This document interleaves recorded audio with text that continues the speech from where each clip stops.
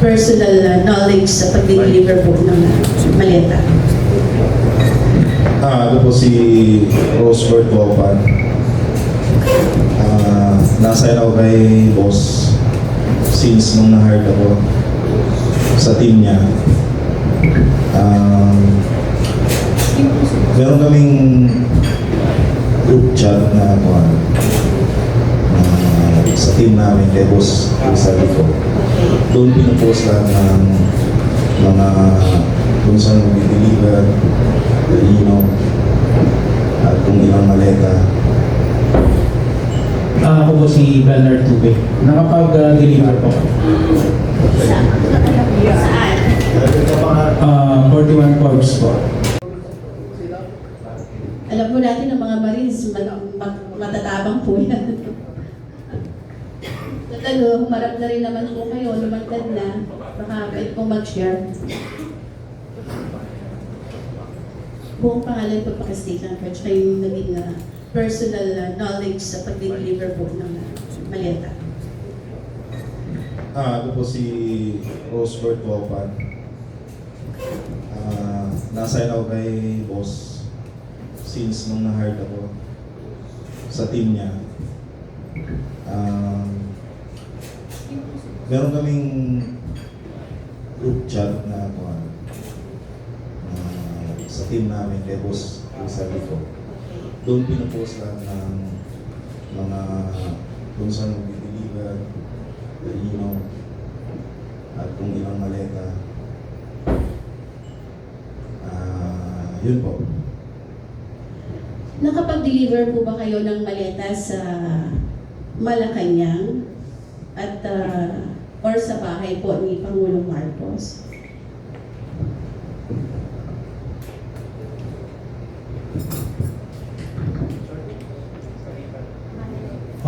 Ako po si Bernard Tube. Nakapag-deliver po. Saan? 41 Forbes po. So ito po yung bahay ni Pangulong Ferdinand Marcos Jr. Yes po. Meron din po kami sa Ilocos. Kasama po si Kong Santi. Ilang maleta po yung na-deliver sa Forbes at saka sa Ilocos? Sa Ilocos po ay sa 5 maleta po. Para kanino po yun? Kay Kong? Kanino po yun? Pagkakaalam ko, Nakawalo ka na, ha? Next. Okay na. Para maklaro lang, no? Nag-deliver sila sa Ilocos Norte, sa bahay mismo. At sa Paway, sa bahay ni BBM. Oo. Saka may mga katibayan naman. Next question po, si Pampo ng Third First Studio YouTube, sir. Attorney, sino po ang nasa taas ni Zaldico para ho yung lakas ng loob niyang magbaba ng mga utos na yan, sundin mo ng ating matatapang na men in uniform na ito?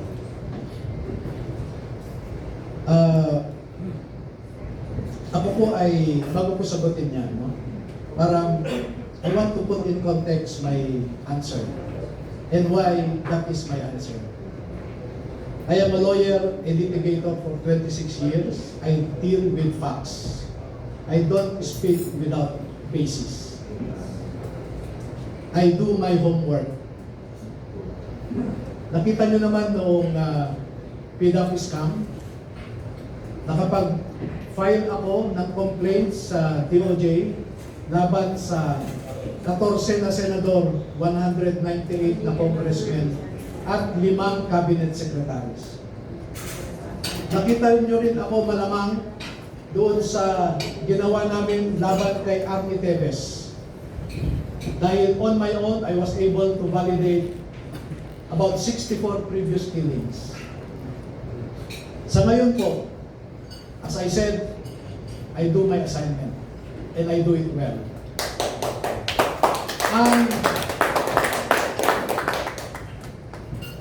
Ang ugat at pinuno ng pagnanakaw sa ating bayan ay walang iba kundi si President Marcos.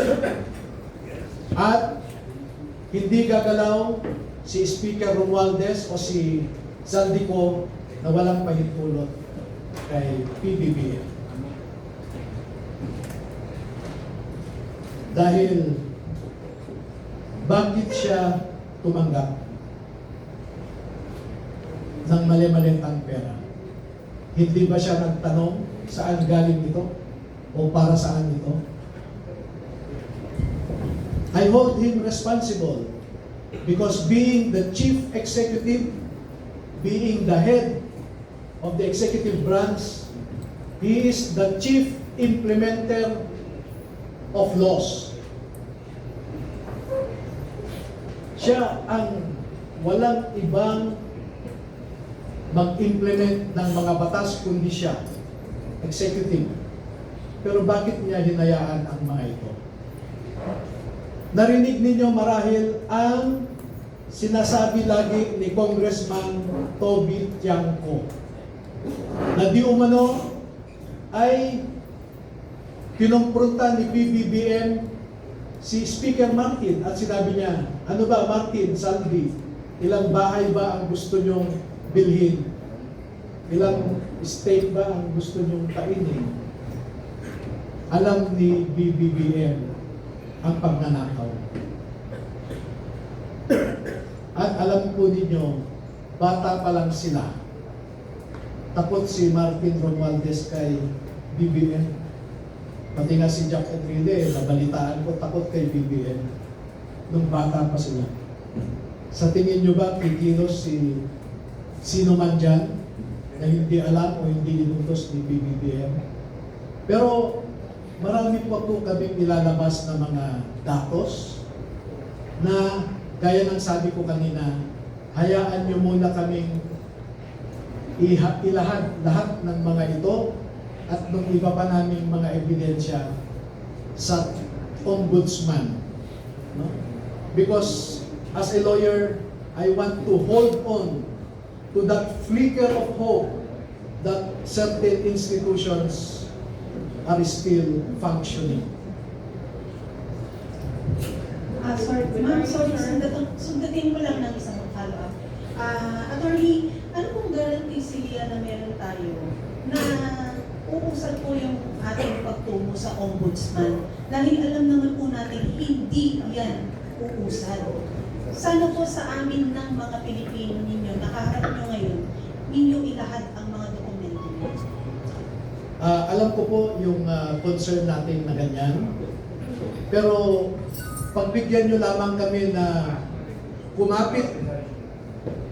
kumapit sa naiiwan pa nating pag-asa na gumagalaw ang ating institusyon. Pero alam ko po, walang mangyayari dito. But I do not want to prejudge how Ombudsman Remulla will act on it. I still hope that he will remain true to his oath of office. Pero kung hindi natin makamtan ang hustisya sa remaining 2 years and 3 months of the Marcos administration, at least na i-file natin sa Ombudsman, bubuhayin natin yan sa susunod na administrasyon. Kung papayag din yung susunod na administrasyon sa atin. Pero magbibigay po kami sa inyo, huwag kayong mag-alala. Uunahin lang namin ang Office of the Ombudsman at ibang opisina. We will send you a soft copy. No? We'll just get your numbers and we'll send you soft copies. Attorney Lasino, maraming salamat po sa mga Marines na nandito po ngayon sa inyong pag-tindig para sa ating bansa. Lastly po, nasan po si Sergeant Gutesa at kumusta po siya? Hindi po namin alam. Marami po kaming nasasagap na balita na pinapunta siya sa ibang bansa. Good morning, sir. Maraming salamat sa opportunity nito. Sa mga kasundaluhan na nandito, na nakikita ko, hindi ka tulad ng Gutesa. Pero hindi unawa namin si Sir dito sa kanya. Ang katanungan ko po, straight to the Marines po, ay kung nandito na kayo, lumabas na kayo, sumusuporta na po kayo sa nangyayari sa bansa. Nagpapasalamat po ako, sumasaludo po ako sa inyo lahat. Ang katanungan ko po ay ganito. Ito po ba involved lamang ang Pangulo o pati ang asawa niya? Kayo po ba may knowledge na pati asawa niya pumasok sa ganitong transaction? Ako na lang sasagot. Sige, sir. Alam niyo po ay iniiwasan namin na isangkot ang mga pribadong individual. No? And I consider the First Lady as still a person outside of government. Okay? So technically, she is not a public official. The same treatment is accorded to some media practitioners who received several maletas. At ang sabi ko nga, hindi naman siya public official, bahala siya sa buhay niya. Ang focus lang po namin ay public officials. Bakit? Dahil sila ang pinagkatiwalaan natin na pangalagahan ang mga Pilipino. Pero inihahambing ko sila sa isang pinagkatiwalaan na kasambahay. Pasensya na po sa mga kasambahay. Paghahambing lamang ito. Pero nangyayari naman ito sa totoong buhay na pinagkatiwalaan mo yung kasambahay pero pinagnakawan ka niya. Ito, mas masahol pa sila. Sir, susulan ko lang po. Dagdagan ko lang po ang katanungan po. Ano ba yung essence ang paglatas niyo ngayon para sa skandalo na nangyari sa bansa? Matindi po kasi ang nakalap nating impormasyon. Pati sa COMELEC, nadedeliveran ng mali-malitang pera.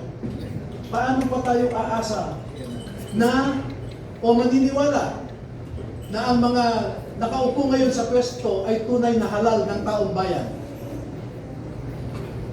Yung anomalya po sa COMELEC as early as the elections of 2016 I participated in the gathering of evidence to prove the Smartmatic anomaly.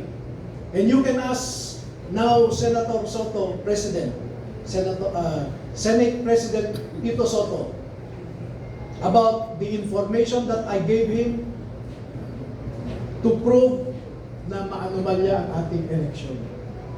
Meron po kaming ebidensya na ibinigay sa Senado na isipin po ninyo bukas ang halalan, pero may mga vote counting machines na kahapon ay nagtatransmit na.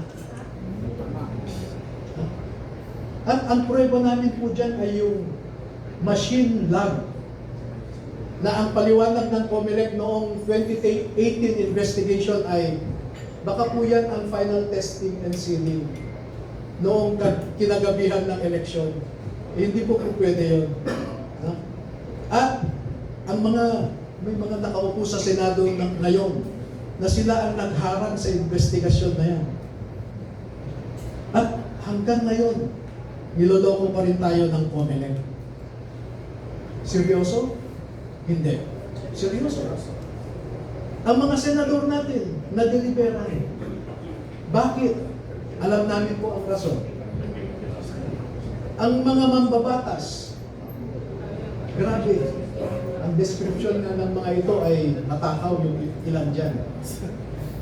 At ang nakaka-insulto po ay yung mga maiingay sa Kongreso ay sila palang matitinding tumanggap ng mali-malitang pera.